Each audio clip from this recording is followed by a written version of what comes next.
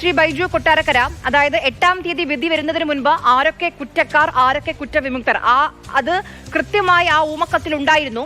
അപ്പോൾ ആരയച്ചു, എവിടെ നിന്ന് ആ വിധിന്യായം ചോർന്നു, ഇതറിയേണ്ടേ നമുക്ക്?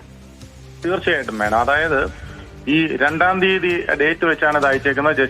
റിട്ടയർഡ് ജസ്റ്റിസ് ശ്രീ കമാൽ പാഷ അദ്ദേഹത്തിന് പോലും ഈ ഊമക്കത്ത് ചെന്നിരുന്നു. അതുപോലെ തന്നെ ഹൈക്കോടതി അഡ്വക്കേറ്റ്സ് അസോസിയേഷൻ പ്രസിഡന്റ് ചെന്നിരുന്നു.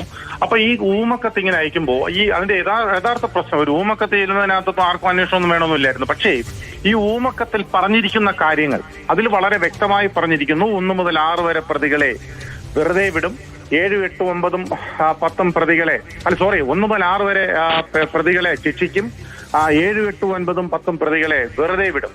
അതുമാത്രമല്ല, ഇത് ശരത് എന്ന് പറയുന്ന ഏതോ ഒരു Shirley, I don't know that who is Shirley, ഏതോ ഒരു ഷേർലി ആണ് ഇത് കൊടുത്തതെന്നും ആ ഷേർലിയോടൊപ്പം ശരത് എന്ന് പറയുന്ന 10-ാം പ്രതി വില പറഞ്ഞു ഉറപ്പിച്ചു എന്നുമാണ് ആ ഊമക്കത്തിൽ പറഞ്ഞിരിക്കുന്നത്. തീർച്ചയായും അത് ഒരു അന്വേഷണത്തിന് അത് അത്യാവശ്യമായും അന്വേഷിക്കേണ്ടത് ആവശ്യമാണ്. എങ്ങനെ ഇതിനു മുമ്പ് അവിടെ എത്തി? അതേ സംഗതി തന്നെയാണല്ലോ വിധി വന്നു കഴിഞ്ഞപ്പോ ഇത് തന്നെയാണ് നടന്നത്. അതേപോലെ തന്നെ വിധിന്യായത്തിൽ പറഞ്ഞിരിക്കുന്ന ഒരു 1-2 കാര്യങ്ങൾ ഞാൻ സൂചിപ്പിക്കട്ടെ. കോടതി വിധി അംഗീകരിച്ചുകൊണ്ട് തന്നെ പറയുകയാണ്. വിധിന്യായത്തിൽ 1-2 കാര്യങ്ങൾ പറഞ്ഞിരുന്നു. അതായത് ഈ ബി സന്ധ്യ മുഖ്യമന്ത്രിയെ കണ്ടു, അതൊരു ഗൂഢാലോചനയാണ് എന്ന് കോടതി തന്നെ അതിനകത്ത് സൂചിപ്പിച്ചിരിക്കുന്നു. വിധിന്യായത്തിൽ ആ പേജ് ഞാൻ ഓർക്കുന്നില്ല, അതിനകത്ത് വളരെ വ്യക്തമായി സൂചിപ്പിച്ചിരിക്കുന്നു. ബി സന്ധ്യ മുഖ്യമന്ത്രിയെ കണ്ടു, അതൊരു ഗൂഢാലോചനയാണ്. ദിലീപ് പുറത്തിറങ്ങിയ ഉടനെ പറഞ്ഞത് എന്താണ്? ഇനി ബാക്കിയുള്ള പേജുകളൊക്കെ വായിക്കുമ്പോൾ അതിന്റെ ബാക്കിയുള്ള വിവരങ്ങൾ കിട്ടും. ഇത് പുറത്തിറങ്ങിയത് എങ്ങനെയാ? അതായത് ദിലീപ് പുറത്തിറങ്ങിയ ഉടൻ തന്നെ പറഞ്ഞത് പിന്നെ മഞ്ജു വാര്യർ അന്ന് നടത്തിയ ആ പ്രസംഗത്തോടു കൂടിയാണ് എന്നിലേക്ക് കുറ്റകൃത്യം വന്നു തുടങ്ങിയതെന്ന് പറയുന്നു. അതിനുശേഷം ഒരു അരമണിക്കൂർ കഴിഞ്ഞില്ല, അതിനിടയ്ക്ക് ശ്രീജിത്ത് പെരുമന എന്ന് പറയുന്ന ദിലീപിനോടൊപ്പം നിൽക്കുന്ന ഒരു വക്കീൽ, ആ വക്കീൽ മറ്റൊരു ചാനലിനോട് പറഞ്ഞിരിക്കുന്നു ഇതിനകത്ത് ബി സന്ധ്യ ഉൾപ്പെട്ടിരിക്കുന്നു. അതേ ദിവസം തന്നെ ഉച്ചയായപ്പോ സജി നന്ദിയേട്ട് എന്ന് പറയുന്ന ആൾ, ദിലീപിന് വേണ്ടി വാദിച്ചുകൊണ്ട് നിൽക്കുന്നയാൾ, അയാൾ ഒരു ചാനലിനോട് പറയുന്നു ബി സന്ധ്യയും പിന്നെ ഇവരും മാത്രമല്ല, മഞ്ജു വാര്യരും മാത്രമല്ല, ഇതിനകത്ത് ശ്രീകുമാർ മേനോനും മഞ്ജു വാര്യരും കൂടി ഉൾപ്പെട്ടിരിക്കുന്നു എന്ന് അയാളും കൂടി പറഞ്ഞിരിക്കുന്നു. അപ്പൊ ഇതൊരു വളരെ നേരത്തെ തന്നെ ഈ വിവരങ്ങൾ അറിഞ്ഞുകൊണ്ട് ഇവർ പറഞ്ഞതാണോ എന്നിപ്പോ എല്ലാവർക്കും സംശയമുണ്ട്.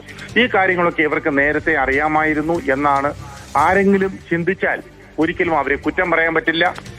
നേരത്തെ അറിഞ്ഞു വെച്ച കാര്യങ്ങൾ വിധി പറഞ്ഞ നിമിഷങ്ങൾക്കുള്ളിൽ അത് പുറത്തു വരണമെങ്കിൽ, ഇവരുടെ വായിൽ നിന്ന് തന്നെ പുറത്തു വരണമെങ്കിൽ വിധിപ്പകർപ്പ് കിട്ടിയിട്ടില്ല. വിധിപ്പകർപ്പ് കിട്ടിയത് 12-ാം തീയതിയാണ്.